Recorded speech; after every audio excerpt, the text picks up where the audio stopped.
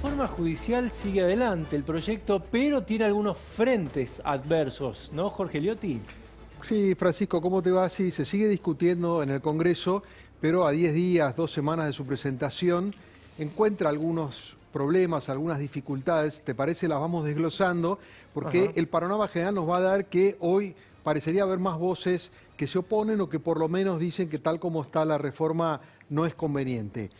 En primer lugar, la oposición, que fue la primera que saltó, sobre todo Juntos por el Cambio. Es más, en un momento en el que tenían cierta dispersión interna, este tema los unificó, hicieron varias reuniones virtuales con la participación del principal impulsor de la oposición a la reforma, que es el expresidente Macri.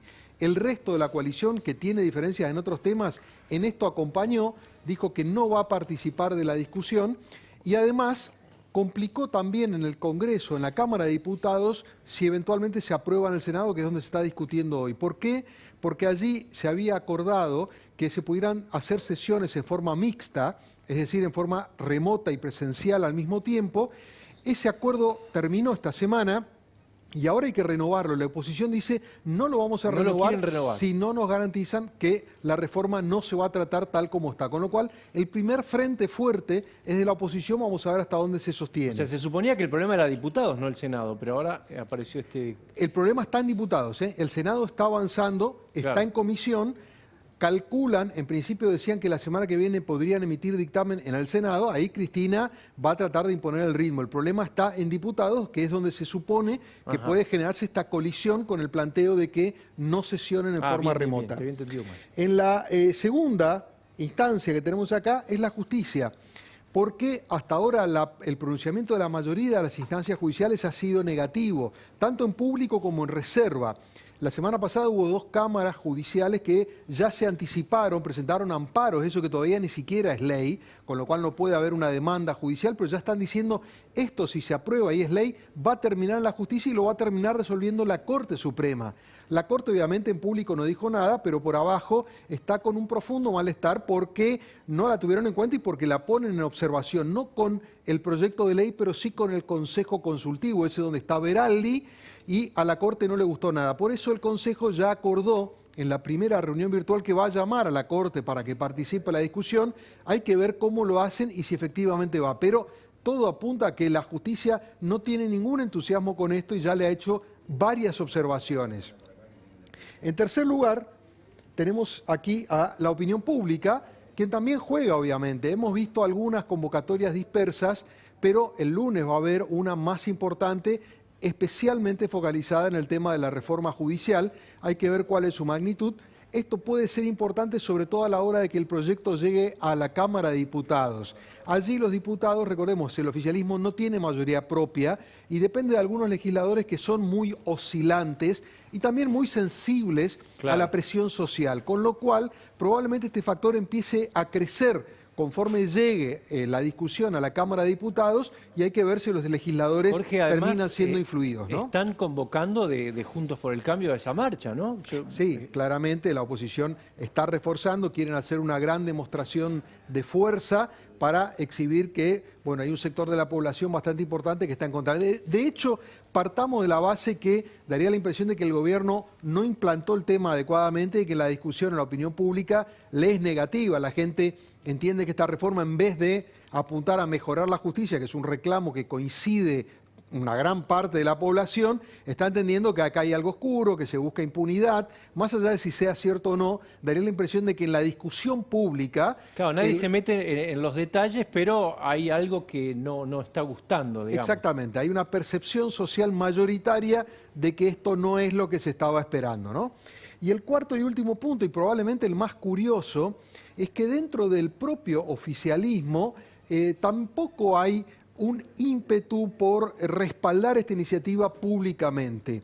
Esto tiene que ver con que el proyecto, tal como fue presentado, no terminó gustando a aquellos que estaban trabajando al lado del presidente Alberto Fernández, en particular Gustavo Vélez, que te diría que es el originario autor intelectual de esta idea, que después se fue transformando en otra cosa. Por eso Vélez, en todo el tramo final del que se definió el proyecto, él no estuvo.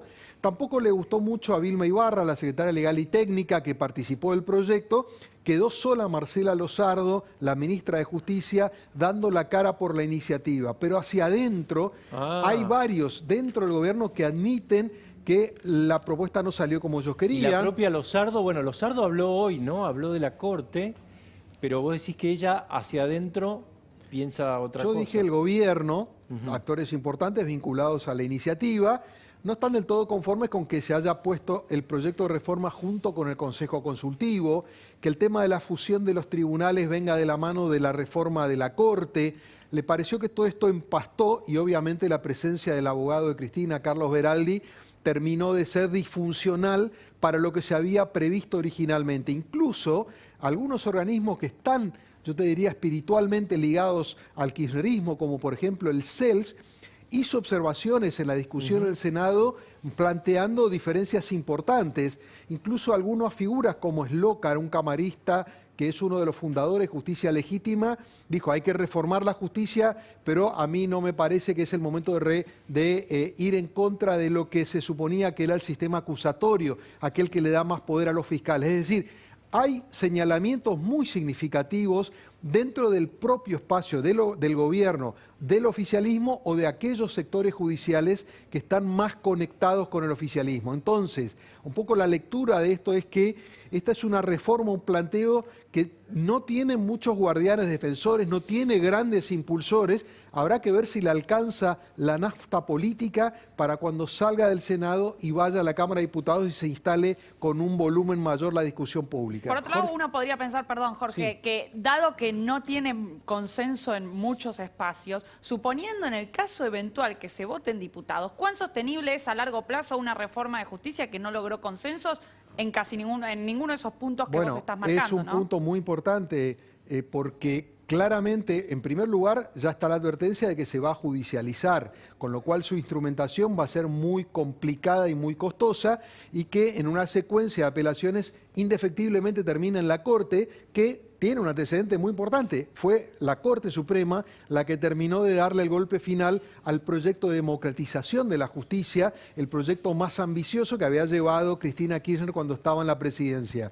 Con lo cual, todos estos elementos hacen pensar o que no se va a instrumentar, o no se va a instrumentar como estaba previsto, o que va a demorar mucho tiempo. Daría la impresión de que no termina siendo lo que se había imaginado originalmente. ¿Fue un error no forzado esto? ¿Podría haberse hecho de un modo un poquito más prolijo para que no generara tanto rechazo? ¿Cómo lo ves vos, Jorge? Esto? Mira, yo creo que como les pasa muchas veces al gobierno, en el intento de consensuar las posturas internas, terminan desvirtuando iniciativas que originalmente tenían una razón de ser. Nadie puede discutir que los tribunales, por ejemplo, los del Fuero Penal de Comodoro Pi, los que tratan las causas de corrupción, es un ámbito que tiene que ser reformulado, con lo cual probablemente se hubiese planteado de otra manera, hubiese logrado un nivel de consenso mucho mayor, pero después se va desvirtuando, un poco como pasó con el caso Vicentín, que originalmente era una idea que se venía trabajando el presidente con algunos ministros, y de pronto apareció la idea de la expropiación y terminó desvirtuando y generando un error no forzado. Bueno, me da la impresión de que la reforma judicial,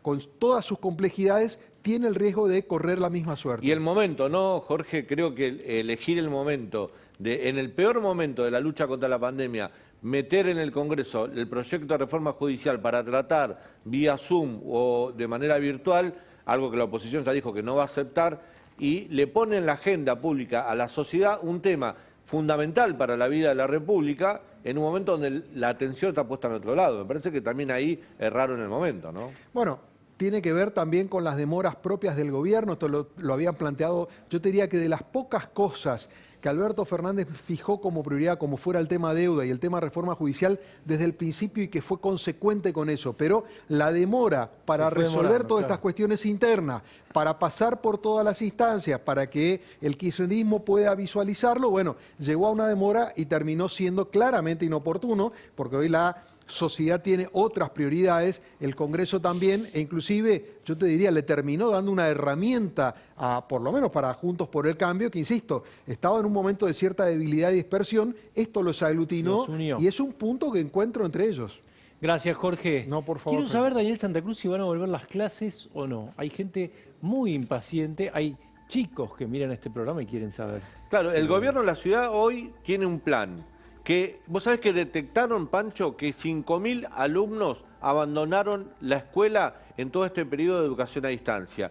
3.300 son aproximadamente de la escuela secundaria y 1.700 de la escuela primaria. Antes de la pandemia, prácticamente la deserción escolar en nivel primario en la Ciudad de Buenos Aires era nula. Y la deserción escolar en el nivel secundario oscilaban entre 6 y 7 puntos. Es decir, la Ciudad de Buenos Aires tiene la tasa de deserción escolar más baja del país.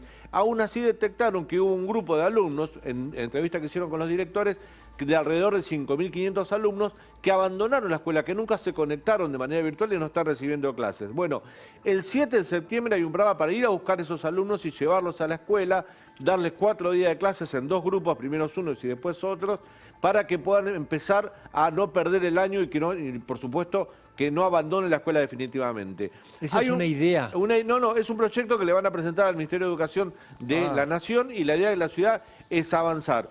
En principio el 7 de septiembre con ese grupo que hoy está fuera del sistema educativo porque no está recibiendo educación a distancia. ¿Sabés que igual la ciudad, yo hoy mandé un WhatsApp, Sí. porque no solamente Beto, ¿no? Manda WhatsApp a un vocero y me dice que no. Pero bueno, viste que acá a veces... ¿Que te dijo que no qué? Que en la ciudad no hay un plan para volver. No hay un plan para que vuelvan todos. Pero O sea, hay que un no plan, hay una fecha. Eso claro, me quiso hay decir, un plan perdón. para estos alumnos que abandonaron la escuela. Claro, La idea eso. es que no pierdan, entonces hay que escolarizarlo. Para ellos hay un plan para el 7 de septiembre.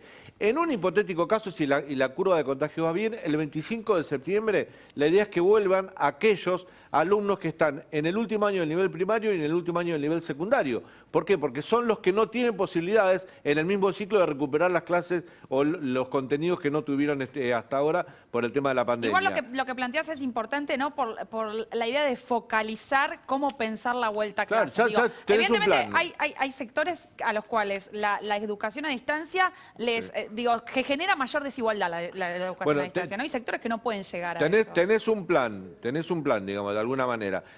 El otro punto es que van a abrir las escuelas, la idea del gobierno de la ciudad, son todas ideas, porque acá me está comentando, por ejemplo, Jorge Rosales, compañero, que parece que lo del 7 de septiembre, que era una idea, todavía no, la van a postergar para más adelante. Hasta hace un ratito estaba la idea, pero parece que diálogos que han tenido con el área de salud no están convencidos de que vuelvan el 7 de septiembre, ni siquiera este grupo minoritario, esto es de último momento. Y el último aspecto que tenía pensado el gobierno de la Ciudad de Buenos Aires es tener que las escuelas abran sus gabinetes tecnológicos para aquellos chicos que no tienen acceso a computación y puedan por lo menos acceder a contenidos en aulas en las escuelas. Todo con un protocolo sanitario de mucho cuidado. Esto era lo que tenía pensado el gobierno de la ciudad, esto era lo que se habló hoy a la tarde. Parece que el área de salud dijeron